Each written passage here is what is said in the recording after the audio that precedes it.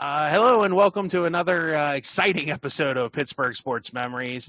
On this episode, we will be covering rivals, and mainly from the viewpoint of Pitt fans, since I'm a Pitt fan and my co-host Tim Hannon's a Pitt fan. So we're just going to view it from the Pitt perspective. So sorry, all you other people that are fans of other college teams.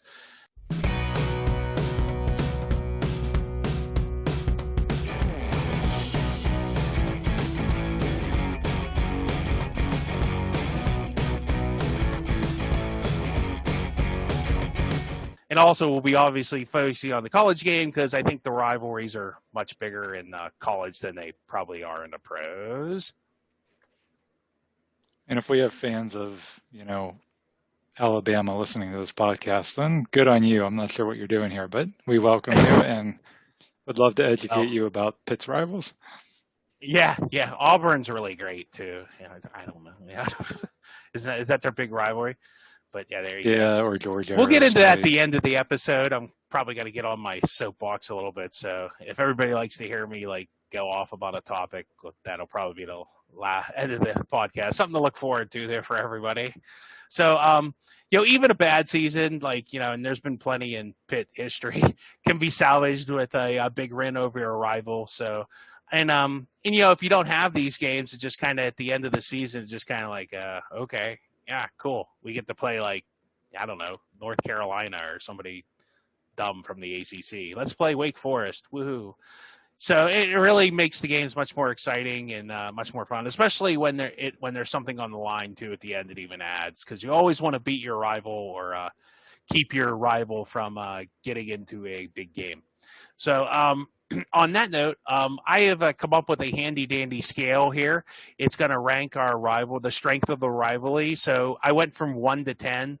And so 1 would be no annoyance, to 10, any day that team loses is a good day. Or I know a lot of fans, it's like Schadenfreude, I guess is the term. You enjoy the other team suffering. So when that team, if, the saying is my favorite team is, Pitt, and my second favorite team is whoever's playing Penn State. So there you go, something to that effect. But so number 1, the not really annoying would be, this is people that probably Pitt fans would know or, have known in the past. Frank Beamer. He was a nice guy. He ran a decent program at Virginia Tech. Virginia Tech rivalry really isn't that heated, I don't think. I don't know. Number 2 is Randy Edsall. He was he would annoy us because he beat us probably more than UConn ever should, and that was in football. So also number 3 would be Khaled Al-Amin. He's the infamous scoreboard table jumper from Pitt basketball history way back when. Number 4, we're starting to get into the higher annoyance here. Paul Pasqualoni. I don't know if anybody remembers him, but he always seemed to beat Pitt when he was the head coach in Syracuse football in the 90s. Hard to believe Syracuse football was actually very good in the 1990s. They were a very good program with the likes of Donovan McNabb, Marvin Harrison, and Dwight Freeney. They were a very good team. Number 5 is Jim Boeheim, who's just generally annoying and grumpy. 6 is Jim Calhoun, who's UConn's version of Jim Boeheim, just another grumpy old man coach.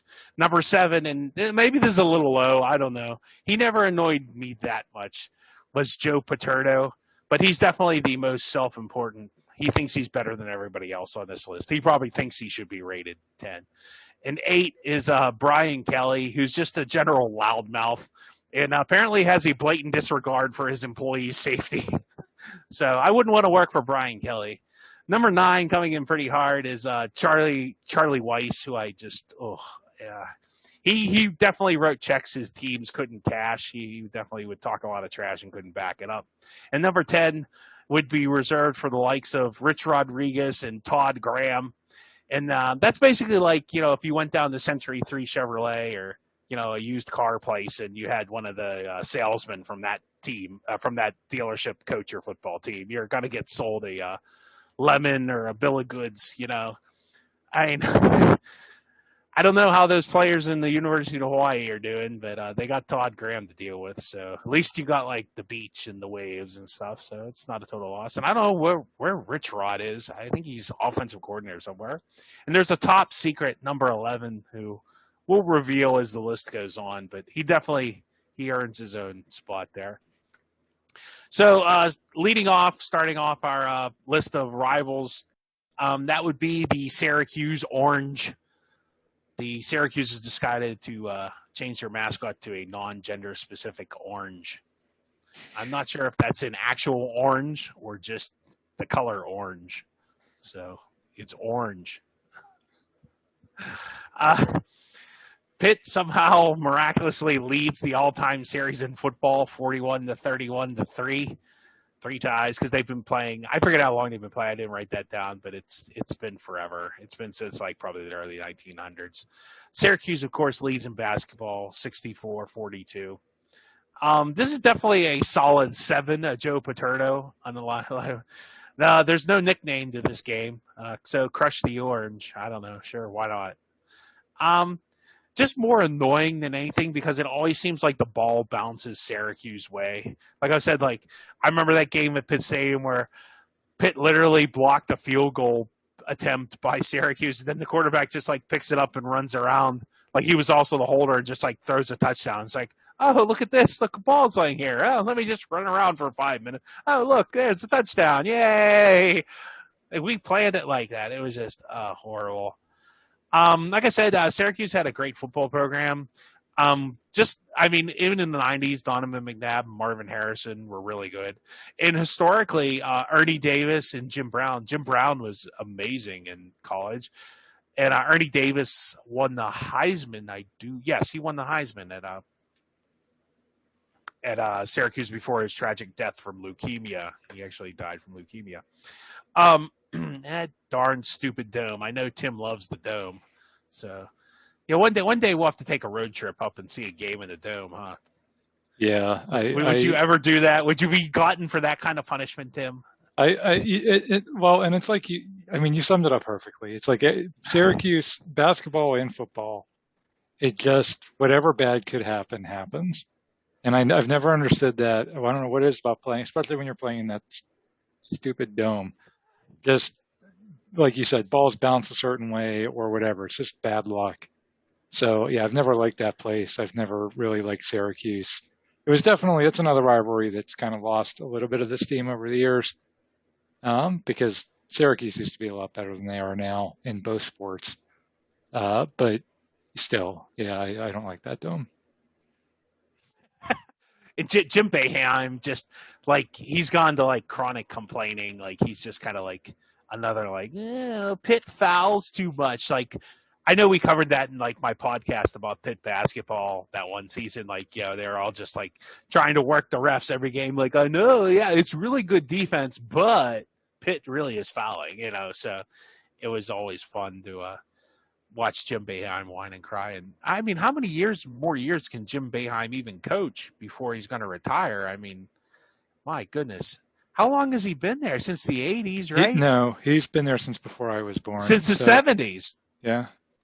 Oh my gosh, really? He's literally been because there. he was there. I'm thinking the Keith Smart game, and that was like what, 1983?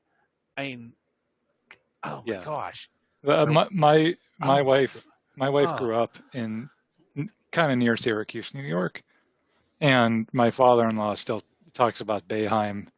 Boeheim they'd always lose because Boeheim would make these decisions. Like he was never a Boeheim fan, and this is back when, he was a kid. He was 5 years old or whatever. And he's still there. It's just amazing the years and years and decades that he's been there. So, yeah, I mean, to give you some perspective, I think he was there about 4 or 5 years before Krzyzewski was at Duke.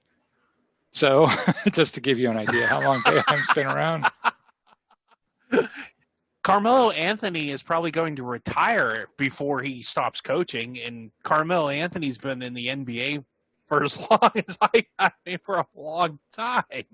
So, and that was his only championship, I believe, right? Was that Carmelo? Yeah, that's it. Yeah, that's it. Because I'm thinking of like he lost to Indiana That was that Keith the Smart Keith Smart shot. play. Yep. Yeah, and they lost. Yeah, so They lost in the '90s against, I think, Kentucky. Whenever Pitino coached Kentucky. So yeah, they've been in the championship game a few times, but only that one championship. And then in football, I think the closest they came in football was when they had Donovan McNabb in the '90s. Again, they didn't win. They.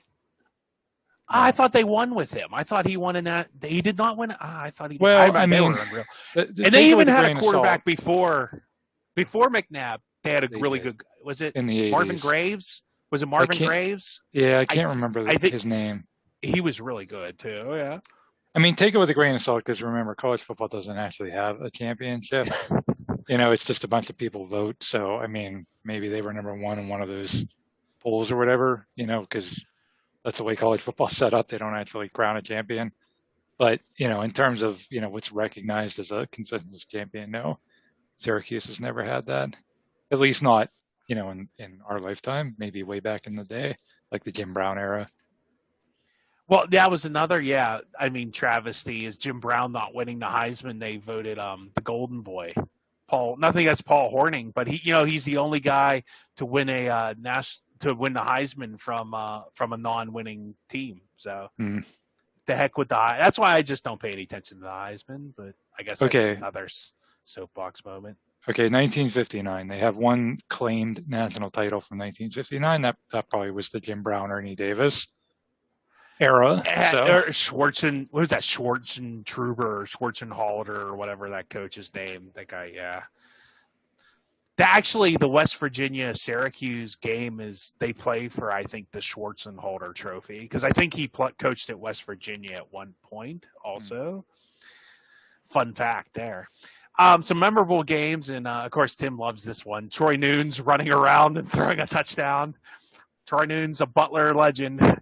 Once again, Paul Pasqualoni, like he's like a Randy Edsel, but better. He would come into like Western Pennsylvania and get like these steals, you know. Jerry McNamara, who could forget him? He had so many big shots against Pitt. I remember in 2018, Pitt won in overtime after a long rain delay. There was an interception in the end zone to clinch that. And then there was a long run. Like Pitt got down 14-0, and I remember that the season was on the verge of like I thought they were going to have like a 3-win season, like an old Johnny Major season. And Allison rips on this big run, and it totally turned that game and their season around. And that was actually Pitt ended up playing Clemson in the ACC championship game that year. But that's one of my more favorite Pitt seasons and Pitt teams, that 2018 Pitt team. They weren't the greatest Pitt team as far as talent-wise, but, boy, they really overachieved in my mind. Another great thing was Jamie Dixon. Oh, he owned Syracuse. Like, you talk about, like, the bad luck, but Dixon, like, he could, for some reason, he beat Syracuse a lot. And remember when Pitt couldn't win in the Carrier Dome for like 20 years? They went like from like Dan Marino in the 80s all the way to like I think it was Rod Rutherford and Larry Fitzgerald in the early 2000s. They did not win a game in the Carrier Dome, and it isn't like they didn't play Syracuse every other year. They played Syracuse every other year at the Carrier Dome, so they literally lost a lot of games at the Carrier Dome.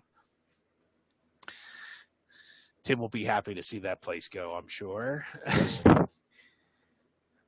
And moving, I don't know, like it's kind of on the list. I mean, I guess it's a rivalry. It's a named game. The University of Cincinnati.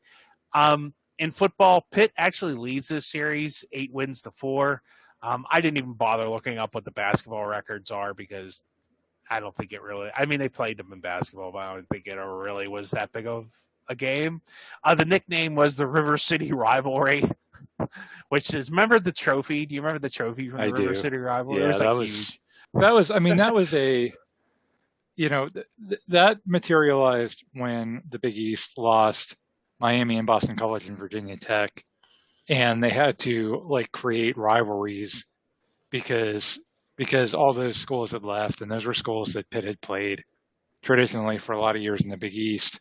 And so it's like, oh, it's the River City rivalry with Cincinnati because we both have rivers, and the Steelers play the Bengals. Well, the Ohio River is the same. It's the same river, Tim. Yeah, it was forced. I guess, yeah, you're not. you're not wrong in that, but like my idea with the River City rivalry was when Pitt won it at Heinz Field one time was to literally take it down, and you know how the river is right there, like literally throw it in the river and send it back to Cincinnati.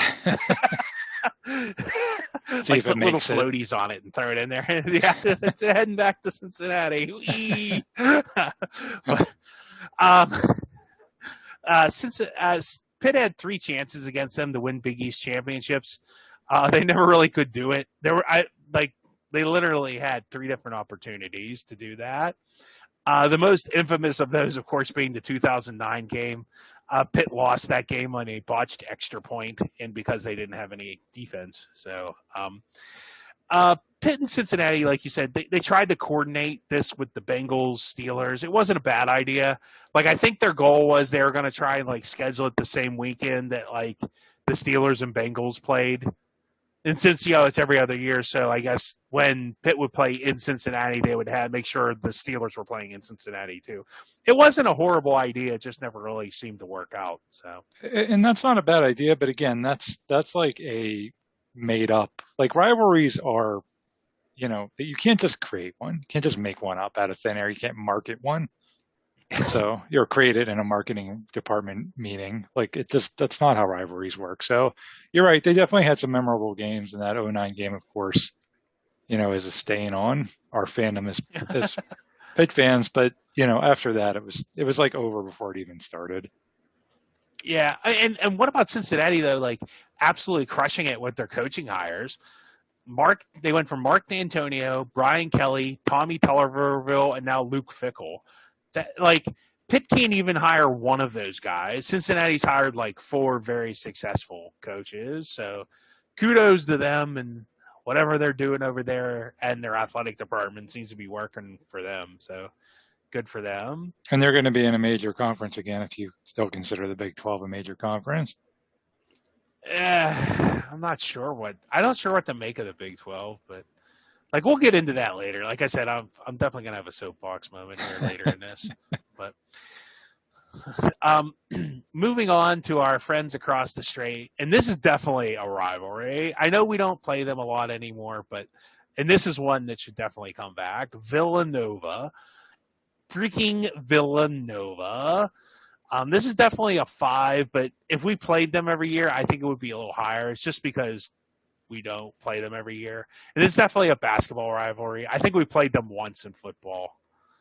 I mean, I don't know who's even played for Villanova football-wise. I couldn't even name a person. But Pitt actually leads 33-32. I cannot believe that Villanova does not have a bigger edge. There's no nickname for this game, so we'll call it the game of brotherly shove for our friends in Philadelphia there. Memorable moments. Okay, well, I guess Scotty Reynolds game, that son of a gun got us on a hook and lateral that Pitt fell for. The James Conner comeback game, I guess that was the one time. That was a memorable moment. The infamous game, we covered this, where Villanova had no one eligible to play because of a phone scandal, and Pitt barely won. And that was in Villanova's old building. Villanova definitely has the edge in basketball, and it's just too bad. Like I said, they don't play anymore. Jay Wright's a good coach, even though he is annoying, but he's annoying because he beats us so much. And they're just a very good basketball program and have been since forever. I mean, Raleigh Massimino, the perfect upset of Georgetown, and yeah, I just that's the 5 schools in Philadelphia that are basketball schools. That's the big. College basketball is pretty big in Philadelphia. So, any Villanova hate there, Tim, or no? They were always one of those. Like you said, going back to the beginning of the Big East in basketball, they were always kind of an underdog school, and I remember really rooting for them when they beat Georgetown in that tournament because they were such huge underdogs, and no one liked Georgetown at the time, or at least I didn't. A lot of other Pitt fans didn't either. So yeah, and the Scotty Reynolds game is probably the most memorable.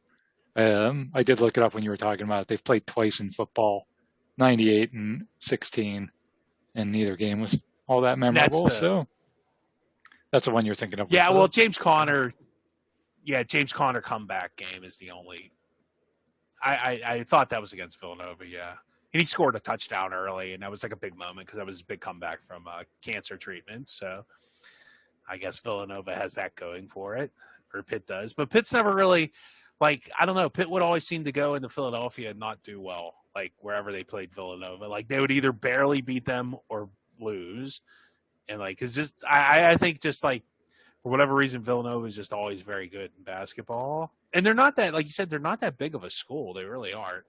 But they seem to do, like, because it's like them, Temple, St. Joe's, right? Mm-hmm. And, yeah, but they're Penn, in the A10. Penn, that's the, yeah. So sticking with teams from Philadelphia that are kind of rival, this is probably not as big a rivalry as Villanova, but Temple.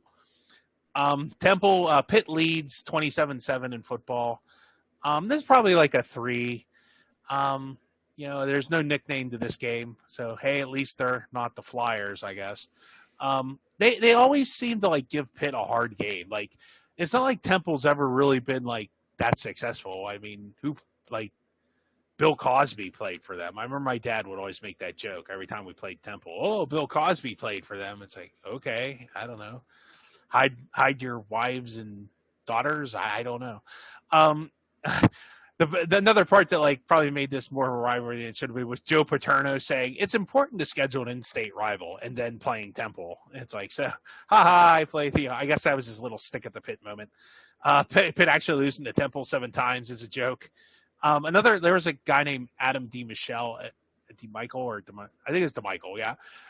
He played for Stowe Rocks, I remember that. And he went to Penn State, and he was okay, but he decided to transfer. And I remember he wanted to transfer to Pitt, but it was Tom Bradley or one of the Penn State coaches I might have been Paterno, wouldn't let him transfer to Pitt, so they made him transfer to Temple. So, and then, like, Penn State played Temple, like, later on when he played there and, like, totally crushed them. So I don't know. The joke was on DeMichael, I guess. But Temple was just like, those Temple games, there was just always something whenever you played Temple. I don't know why. And they have no fans. You talk about a team that they literally have no fan base, and Temple got kicked out of the Big East. What do you have to do to get kicked out of the Big East? That's like, I don't even know. That's like getting like, I don't know, kicked out of hockey for bad sportsmanship. It's like impossible. I don't even know how you'd pull that off. Well, and that was around the time that we kind of mentioned around that time that the Big East was losing all those schools, and they were content to bring in UConn and Cincinnati and Southern Florida and all those schools rather than accept Temple or keep Temple in the fold. They just, and you're right, the Temple game every year for Pitt was just like, oh God, please don't lose. I mean, that was all it was. Yeah, so it's just odd. And I do not have Georgetown on this list, if I remember correctly, but I had Georgetown. I don't know, it was always kind of a rivalry, but that was definitely a basketball one. Sticking with rivalries that are still happening, at least we play them every year. Virginia Tech. I put this at a 7, just at Joe Paterno level. Virginia Tech actually leads the all-time series 11-9, which I guess because we've only been playing them since the 90s and we lost all those games in the 90s to Virginia Tech. So, but ever since then, Pitt always seems to have their number, especially at Heinz Field. Virginia Tech just cannot win in Heinz Field. The most infamous probably being was when Virginia Tech was ranked. I don't know if they weren't top 10, but they are definitely top 25. And Pitt had lost. There was Paul Christ's first year. Pitt had lost like convincingly to Youngstown State. And then like they beat Virginia Tech convincingly. It was like, what in the heck is going on here?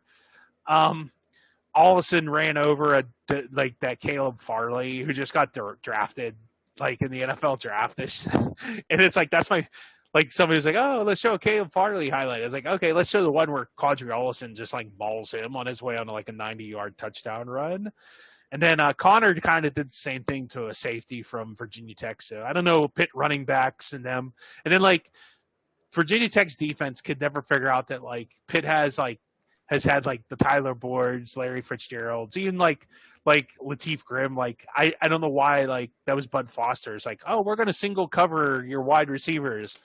Okay, if you really think you need to, that's really gonna favor Pitt there. So that was always fun. Larry Fitzgerald, you know, had just great games because, like, once again, they would just single cover him.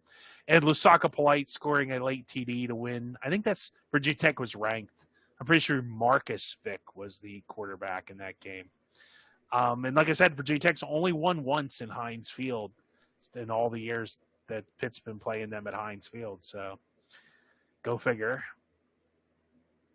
Yeah, that rivalry was absolutely at its peak in the early 2000s, when Michael Vick and his brother were there, and Pitt never really got the best of Michael Vick. They almost did his final season of Virginia Tech. It was the 2000 game in Blacksburg. That was the game where he got hurt. He got hurt, and then was it R.J. English? Who was the receiver that was like wide open? And they overthrew him. They overthrew him. Yeah. So that was R.J. English. Yeah. So I mean, but then Pitt beat them the next 3 years: 01, 02, and 03. The 02 game, I think, is the one you're thinking of, where they were ranked. I want to say number 2 or number 3 in the country, and Pitt beat them at Blacksburg. And then the 03 game was that was when they had announced that Virginia Tech, that was going to be the last game because Virginia Tech was going to the ACC, and that's the one where Pitt scored in the final minute to take the lead, and then they intercepted Marcus Vick. And I was at that game, and everybody just started chanting ACC, ACC, because you know. Yeah, I was at that game too.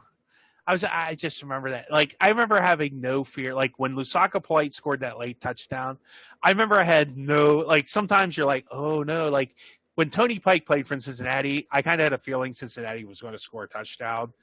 But, like, I had no fear that Marcus Vick was ever going to drive Virginia Tech down the field to score any type of points. I was like, there is no way. He was not going to do that. It just wasn't going to happen. It's not, no offense to Marcus Vick. You just weren't doing.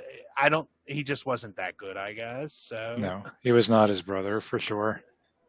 And I was not a big fan of his brother either. I really hated his brother for a lot of years. And then, of course, his brother ended up playing for the Steelers. And I remember I thought hell must have frozen over, because I remember going to a Monday Night Football game, and, you know, your starting quarterback, Michael Vick, and I'm standing there cheering. I'm like, I can't believe that this is where my life is right now. I'm sitting here cheering for Michael Vick. But, you know, did your dog look at you funny after that?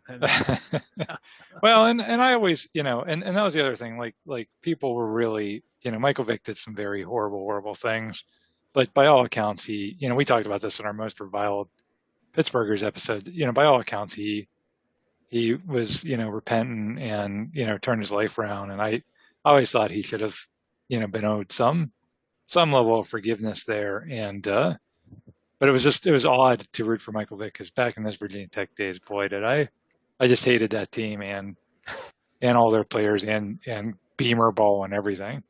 And I know they still play each other now, but it's definitely not the intensity that it was back then. Good times. Yeah, we're going to play special teams. We're going to win on special teams. That would definitely be some Beamer ball there. The next up is a rivalry that will definitely pit me and Tim against each other. Ooh, what could it be? That will be your University of Duquesne Dukes, who at least this year, Dukes in football have something over Pitt. They beat a MAC team, and Pitt can't, so they got that going for them.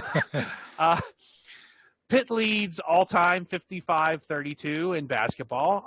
Pitt leads 4-2 in football, believe it or not. And the last meeting was 1939. Do you remember that game, Tim? Oh, man. It was like yesterday. That's crazy. 1939. I mean, wow. I was like, that Hoover, he really sucked. This FDR guy has been around for 6 years, going to turn things around. Let's go see the Duquesne Pitt game. The level of rivalry is definitely on the Brian Kelly level, although it's kind of cooled off.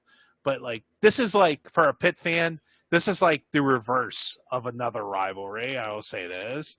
So it was a big game in the 70s, which was definitely before me and Tim. And of course, I'm a Pitt fan, and Tim's a Pitt fan too, but he went to Duquesne, so he's got to root for Duquesne here, right? Oh yeah, yeah, for sure. Every time the city game rolled around, I was no longer a Pitt fan at that point. Wow, you announced your Pitt fandom for 24 hours. There you go. Okay, well, I respect that. It's the city game, like you said, the nickname. Hey, we're getting in games with nicknames. Fun times. Like I said, it's on hiatus now because, Pitt thinks they're, I don't know what Pitt thinks they are. I guess they think they're someone else, and they don't want to pay. Jeff Capel, that's the coach of Pitt basketball, I couldn't think of. They won't play Duquesne. I don't know why. It's dumb. But maybe it's because they're afraid because they lost. Pitt actually lost to Duquesne in 2016. And Pitt had won like 15 years in a row before that. So I still can't believe Pitt lost to Duquesne in football ever. But again, maybe Duquesne was good in football back in the 1930s. But Pitt was too. So I don't know. I can't explain it, Tim. I don't know what was going on. But in basketball, even though, like, Duquesne was always better in basketball than Pitt, I think historically they've had as much success, Although Duquesne's a much smaller score than Pitt. Yeah, Duquesne basketball has definitely gone through its ups and downs over the years, and has definitely they've made a little bit more of an investment in the basketball program in the last few years. But I mean, for a long time, I mean, Pitt. It's a rivalry, but it's one that it's a friendly rivalry, and it's like kind of like playing your little brother. I mean, Duquesne's won, I think, 3 times in the last 30 years or something. One of those was when I was there. It was in the 90s when I was going to school there, and I remember that being a big deal. And I mean, that was the one game. I've not gotten to a lot of college basketball games, but that was one game I would go to every year was the city game. They always would play it at the Civic Arena. And that was actually the last time I was ever at the Civic Arena was the 2009 city game that went into overtime, and Pitt won. But I mean, it was a double overtime game. And that was when Pitt was really, really good. So, it was always not always a competitive game, but it was always, it always mattered, I think, to both schools. And it is a shame they don't play anymore. I mean, Pitt dealt with all this garbage that I'm sure you're going to get into later from another school inside the state in football, and it's like they've kind of taken that same approach to Duquesne in basketball. It's disappointing. Yeah, they need to play this game. This game needs to be played every year. It's just dumb not to play it. But what are you going to do? Moving back to the rivalries are definitely heating up here. Notre Dame.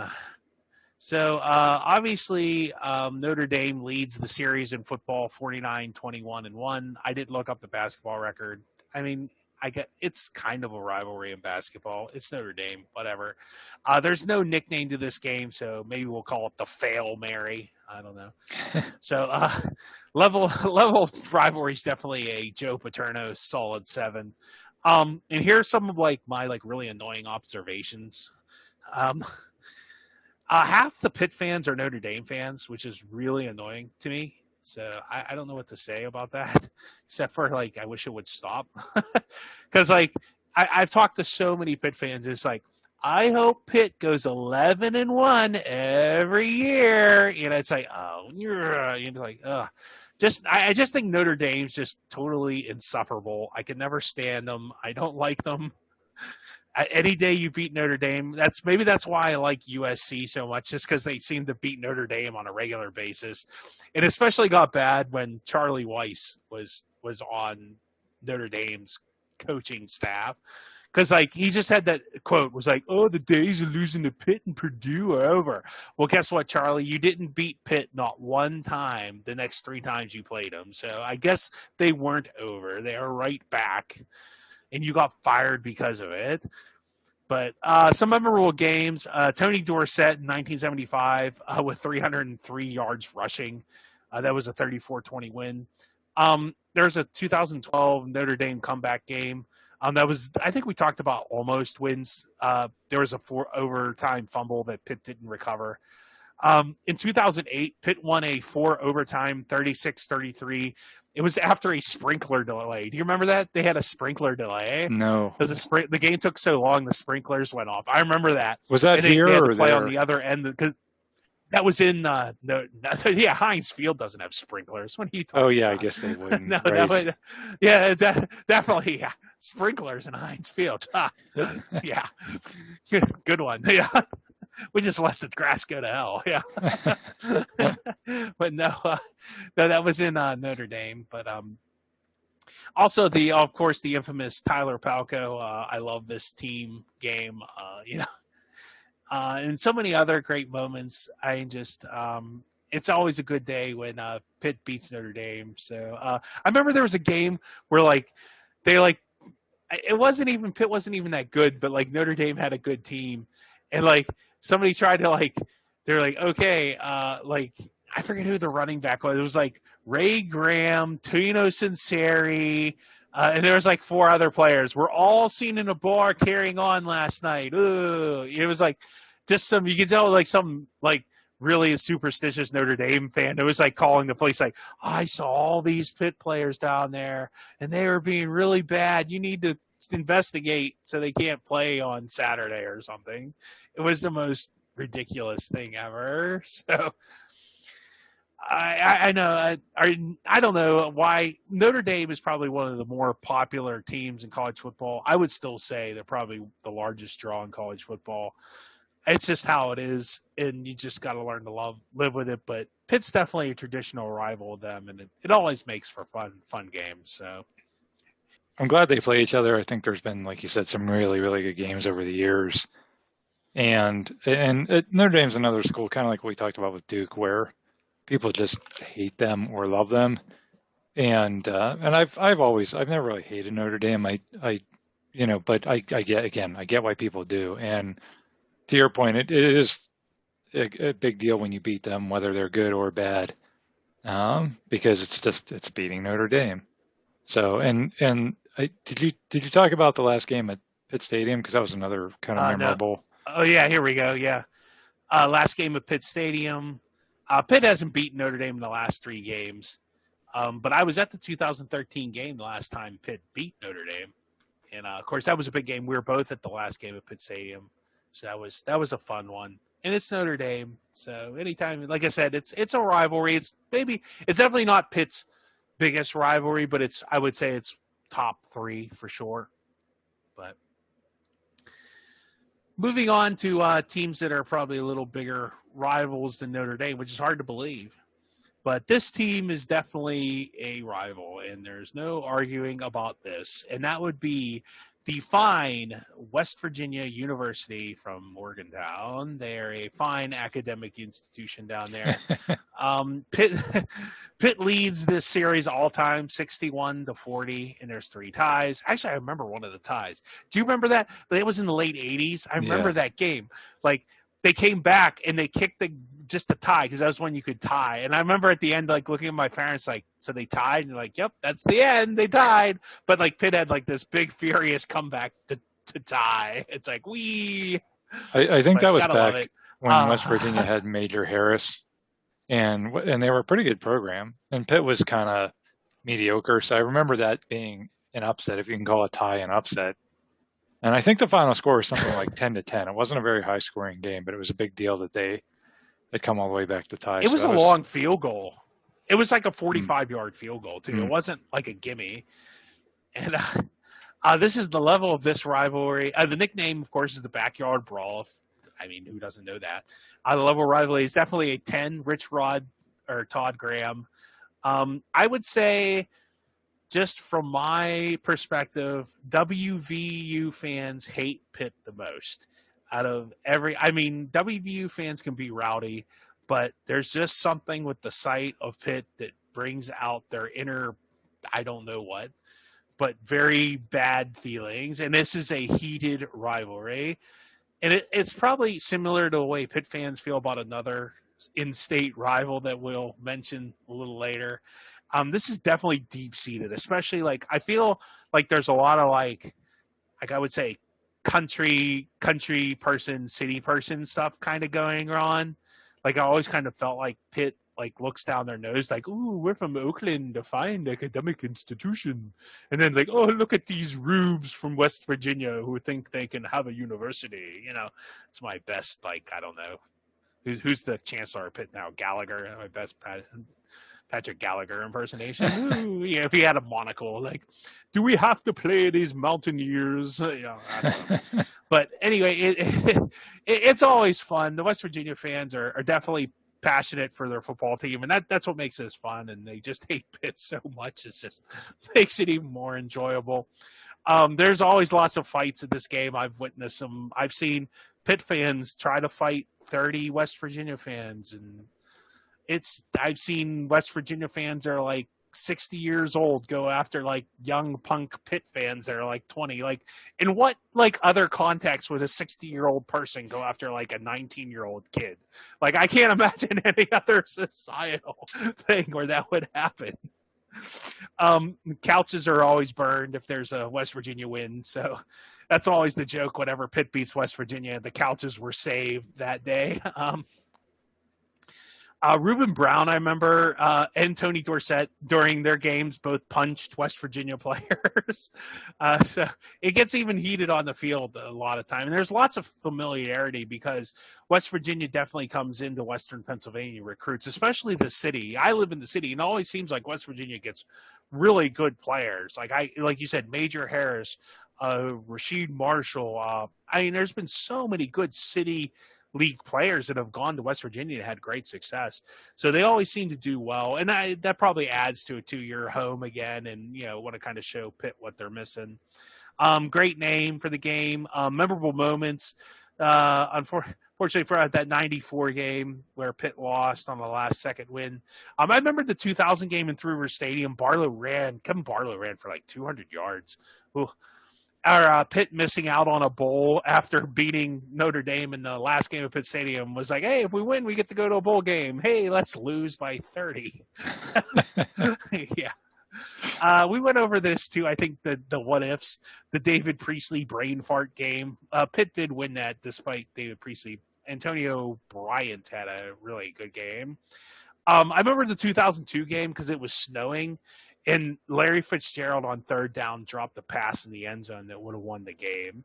The next play, there was a fourth down play, and West Virginia knocked it down. Actually, Rasheed Marshall, I think, was the quarterback of that team. That was Rich Rodriguez's one of his first years at West Virginia. But that's probably like the last thing I can remember. Last pass Larry Fitzgerald ever dropping was that. And I think that was his freshman year. I'm pretty sure that was his freshman year. And of course, the pièce de résistance, the ultimate game in this rivalry, is definitely 13-9. It keeps West Virginia out of a national championship game. It makes Rich Rod leave. West Virginia's been in the wilderness ever since. They've never even got a sniff. They might not even have a conference anywhere to reside. It's been a shame. Like, I think Pitt and West Virginia are going to renew this on a limited time basis, but this is another one of those rivalries. Like, I'll say this, college football is just destroying itself. It's pathetic that these teams don't play each other. And just whatever. Yeah, I couldn't agree more. I mean, it makes no sense. It was a great rivalry, played for 100+ years, and I don't know what you can even say about that. It's a joke. But yeah, there's a lot of memorable moments, and there's two fan bases, Steve, that I loathe the most, and it's the WVU fan base and the Philadelphia Flyer fan base. And the WVU, that 2002 game you're talking about where it was snowing, that was at Heinz Field. I remember walking into that game and being verbally assaulted by West Virginia fans that were standing on a balcony while we were all standing in line to do the tickets, screaming like obscenities at us. And I'm like, this is our stadium. Like, that's a lot of gall to drive up here, get drunk, and then come scream and throw things at Pitt fans. But that's kind of what their MO is. Remember that game where they played Auburn and it was going to be on national TV, and they had to, check everybody at the gate so that they wouldn't be wearing T-shirts with swears on them because it would have looked bad on national TV. I mean, in the 13-9 thing, I don't know that there's ever been anything more satisfying in my life as a sports fan, and that includes like my teams winning championships, because it just destroyed their entire program. And it was just, to this day, it's still one of the most satisfying things ever.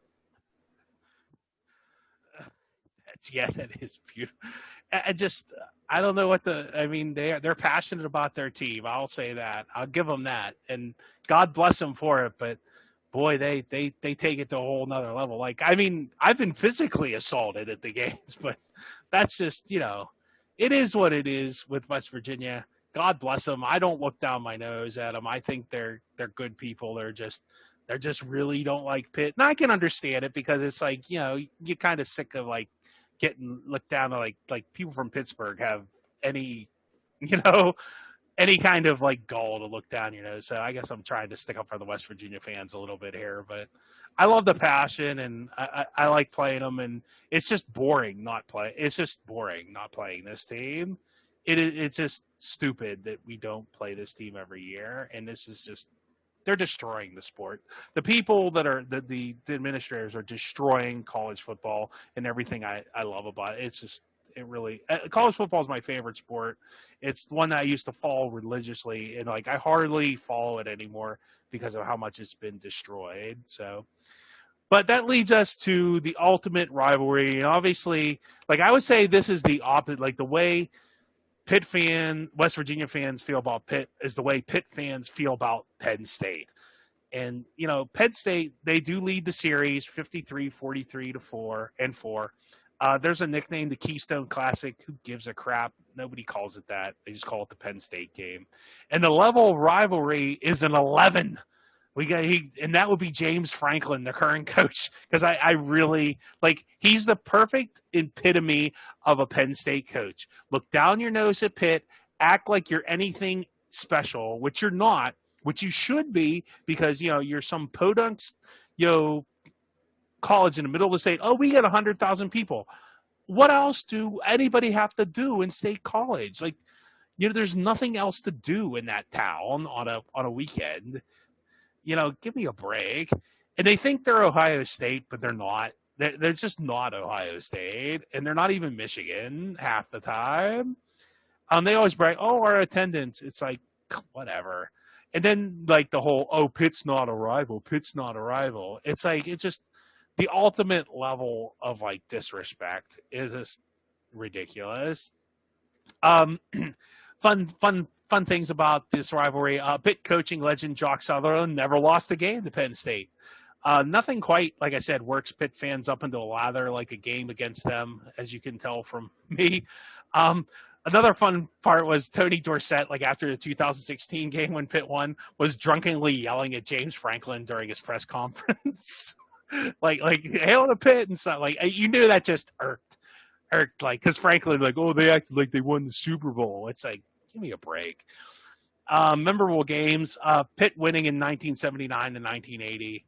Pitt winning 24-7 in Three River Stadium on their way to the national championships up in 1976. Pitt lost 48-14. That's always a big Penn State brag, I guess, because that was kind of like Pitt's 13-9. They've never really been the same after that.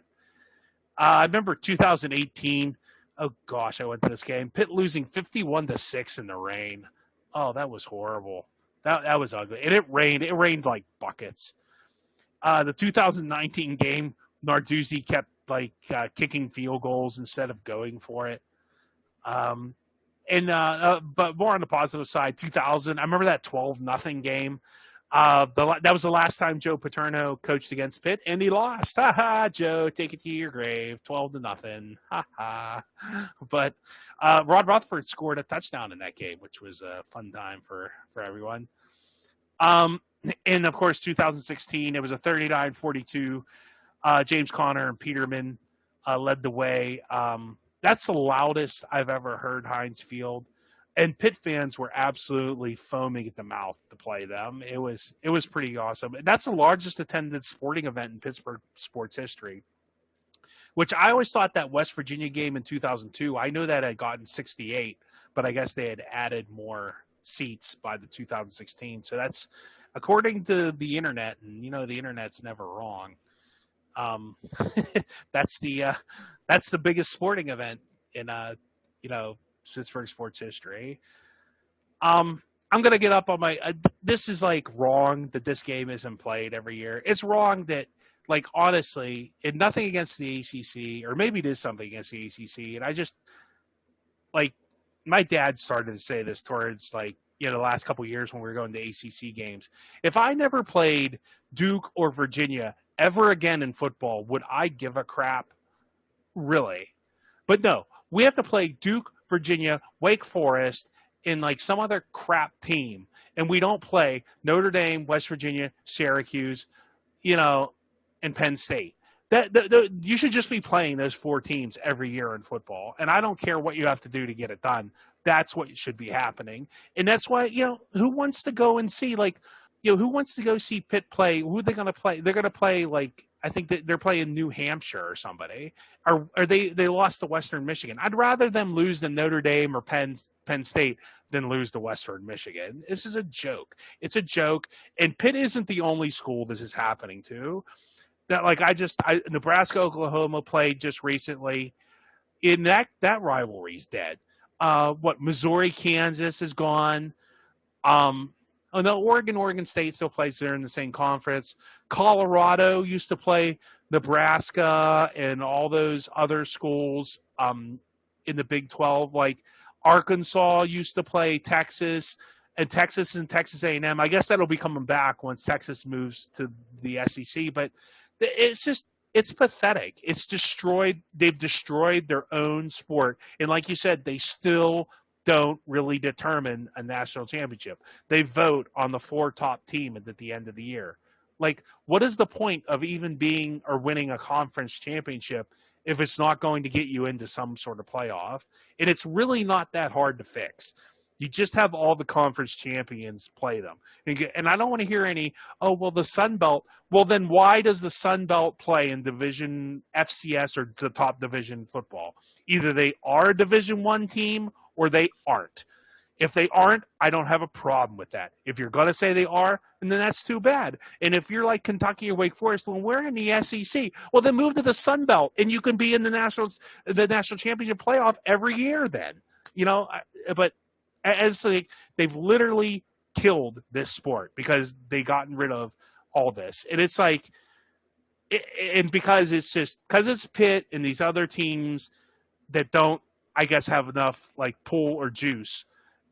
That's why it's getting like swept away. And it's sad. It's sad. And it's just like the only way this is fixed is like if like in Alabama and Auburn, or maybe if Notre Dame and USC can't play anymore. If Notre Dame and USC are one of those big draw games couldn't happen anymore, then I guarantee you would see a change. But that's just, vote for me for NCAA commissioner in 2024. But I just that drives me nuts about college football. It's just literally the fans who are your customers are always wrong. They never do anything that benefits. And look at why, like, Pitt literally in 2008 had a 4-win season going into the last week of the season. If they would have been in the current setup, they would have had to play like who? Wake Forest or like, some no-name, nondescript team. But no, they got to play West Virginia at the end of the year, their biggest rival at that point.